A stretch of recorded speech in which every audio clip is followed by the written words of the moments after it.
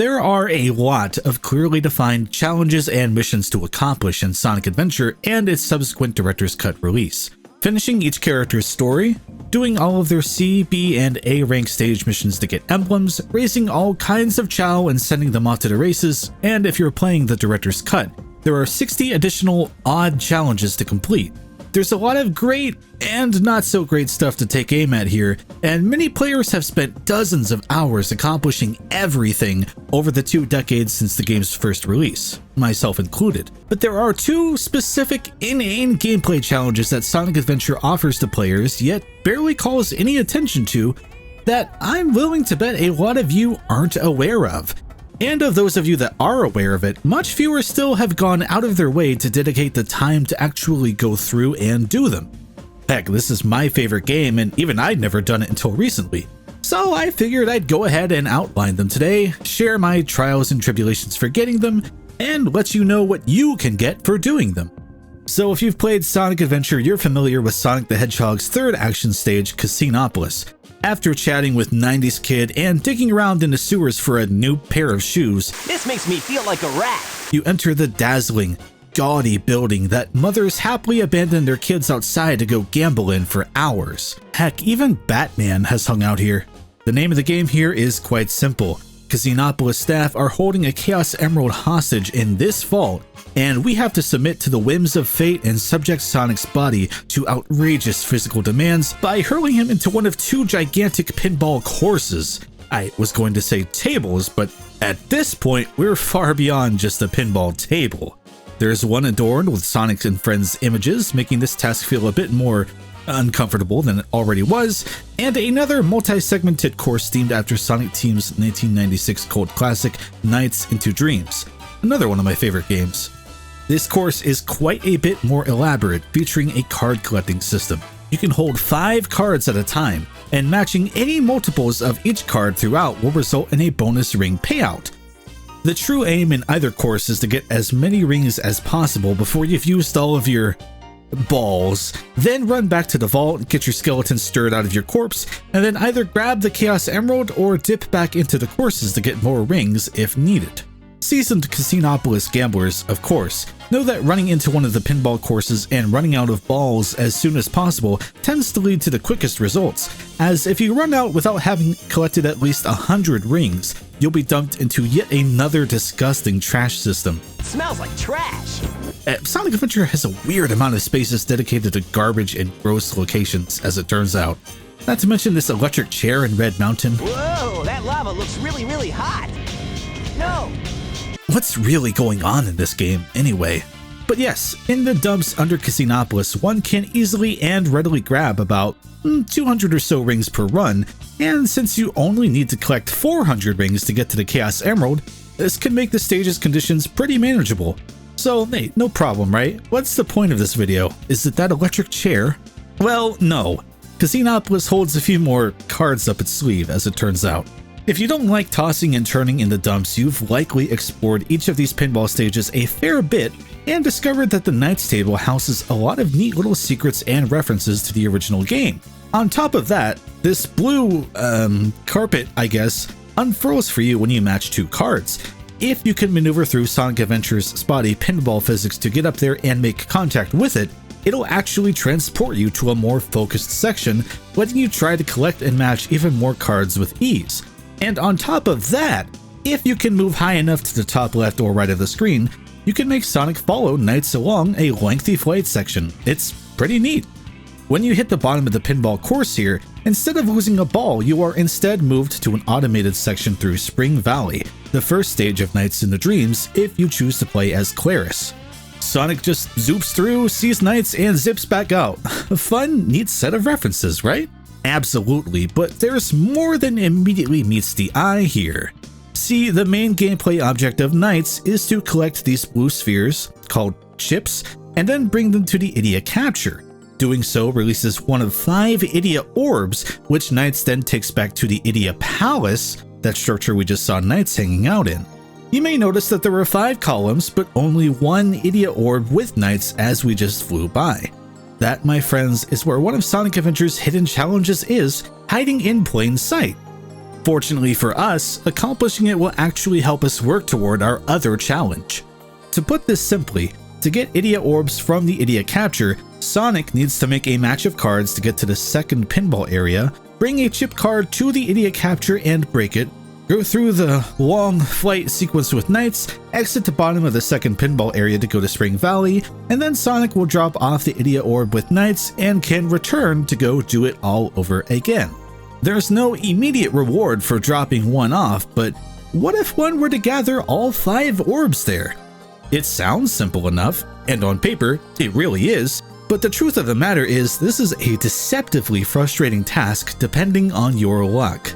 From the word go, like I mentioned, Sonic Adventure's pinball physics are weird. They don't quite make sense when compared against actual pinball. Sonic feels lighter than an actual pinball and is prone to getting stuck in bumper loops at the worst times. When shot from a bumper, depending on where he is shot from, Sonic will usually always go in the same direction at the same speed. But sometimes he doesn't, which can make learning when to shoot a bit frustrating. And you can shake the board, so to speak, but the way Sonic responds doesn't feel natural or reliable. I guess what I'm saying is, he controls well enough to get you through the stage casually, but if you're aiming for specific Knights cards or trying to get to specific points on the map, it gets even more irritating. Hey, did you see just now how I mashed a card pair and the blue carpet thing that takes us to the second area vanished? Yeah, having that happen repeatedly when all you're trying to do is get to that second area feels like the game is trolling you. And to finally pull back the curtain on how long I spent getting all the idiot orbs, I've had a few attempts over the years, usually getting to about 3 or 4 collected orbs in 50 minutes or so. 50. Thank goodness Sonic Adventure doesn't kill you for hitting the 10-minute mark like the original games would. It's such a long, monotonous task that it's only for the truly dedicated, those wanting bragging rights for something that the game doesn't reflect anywhere for you actually doing it. There's no emblem tied to this or special unlockable. All you get are 300 rings for doing it, which, frankly, is a paltry sum considering you'll likely max out the game's ring counter, which tops out at 999. Now, you still get rings past the 999 mark, so any extra rings you gather don't vanish into a void.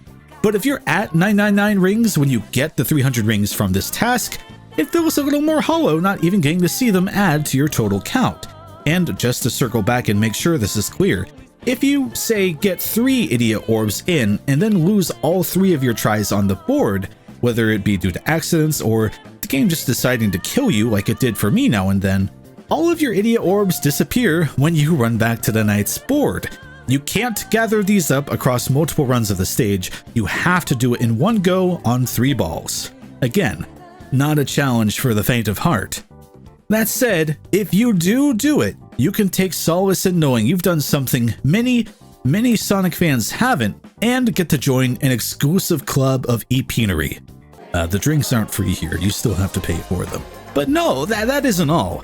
You might be familiar with the golden Sonic statue in the center of Casinopolis when playing this stage as Knuckles.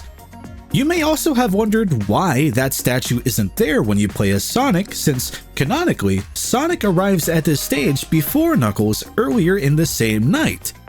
Well, here's the kicker. Your deposited rings to the vault actually count toward building this golden statue, and thusly contribute to the second, I'd argue more ultimate, challenge tied to Casinopolis.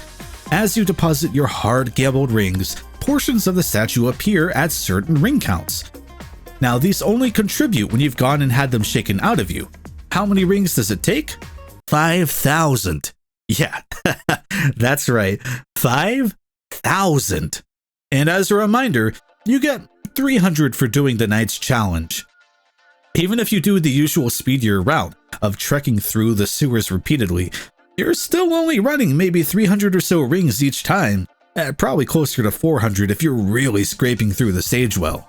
You'll still be spending a good half hour or more here if you're solely focusing on building this monument to Sonic's ego. And if you've never done either of these and decide you're going to do both, yeah, you're probably looking at over an hour here. I hit the 5,000 ring mark at around an hour and a half, though granted I had some pretty bad luck. The funny part is, as Sonic, you don't really have many good angles in the stage to admire your work once it's built. But canonically, Sonic gathers all 5,000 rings in this stage because the statue is here when Knuckles arrives later in the night. And, unbeknownst to him, when he punches a crack in the shoddy craftsmanship, it all comes tumbling down. So much of Sonic's time, and yours, wasted. All for some airhead to stroll through and undo it all. There's many lessons to be taken here. Don't gamble, don't build giant golden statues of yourself, and just play nice instead of going for all the idiot orbs in Sonic Adventure. But for those who persevere, you'll gain the respect of, well, me. I'd say of Sonic fans everywhere, but I'm not sure many will actually care that you've done this. I went and told my mom I did this, but she just told me to get a job. Some folk just don't get it, folk. Are you going to try to go get it? And have you actually done it before? Let me know in the comments, and I will look upon your words with admiration and respect. Probably at least. A huge thanks, as always, to my patrons who don't have to build a giant gold Sonic statue to earn my respect. An extra special thanks to Adrian, Buckles Chucklo, Calico Plus, Cooking Mama, Goldstorm07, Harry, James Boss, Jeet, Joey, Lewis Jones, Moki, Starkiller926, Patrick Thompson, Svendelica, That Trav Guy, The Crazy Even, and The Legend of Groose.